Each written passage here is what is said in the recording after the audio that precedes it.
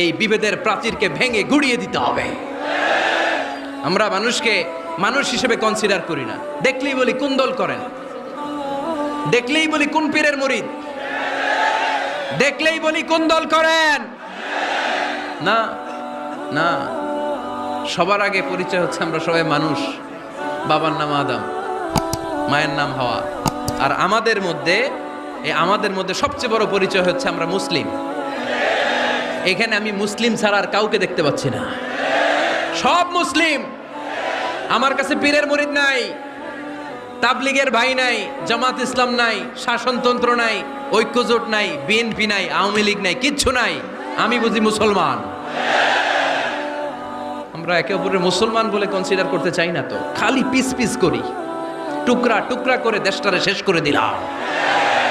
আমাদের প্রভু কয়জন, নবী কয়জন, কোরআন কয়টা? কিন্তু আমাদের মধ্যে বিভাজন। আমরা কি বিভাজন চাই নাকি ঐক্য চাই? আমাদের প্রভু এক নবীর উম্মত, জীবন বিধানে কই শিবানী কোরআন। তবে কেন এক নও হে মুসলমান, এক হও করিয়া আহ্বান। পড়েন আমিন।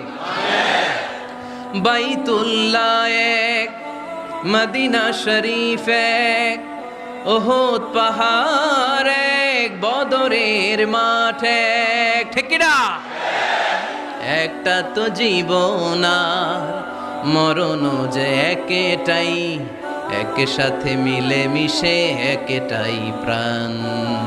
তবে কেন এক নও হে মুসলমান, এক হও করিয়া আহ্বান। পড়েন আমিন। বিভেদের প্রাচীর আর দেয়ালকে ভেঙে দেওয়ার জন্য এই যুবক ছেলেগুলাই যথেষ্ট। ঠিক কি না? আমার বাংলাদেশকে মাদক মুক্ত করার জন্য, ইফটিজিং মুক্ত করার জন্য, সুদ মুক্ত করার জন্য, যৌতুক মুক্ত করার জন্য আমার ফেনীর কলিজার টুকরা যুবকেরাই যথেষ্ট। মাশাআল্লাহ। আমরা আসলে বিভেদের প্রাচীর তৈরি করতে চাই না। ঐক্যের কথা শুনলে আমরা, আমাদের সবচেয়ে বড় পরিচয় মুসলিম, এটা শুনলেই আপনাদের মধ্যে যে উচ্ছ্বাস আর উদ্দীপনা, এটাই প্রমাণ করে ভেদাভেদ কখনো জনগণ চায় না।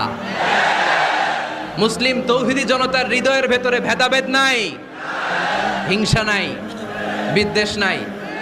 আমাদের আসল পুঁজি ভালোবাসা। আমাদের আসল পুঁজি কি? এই ভালোবাসা দিয়ে আমরা বিশ্ব জয় করতে চাই। ঠিক কি না? পারা যাবে মুসলমান?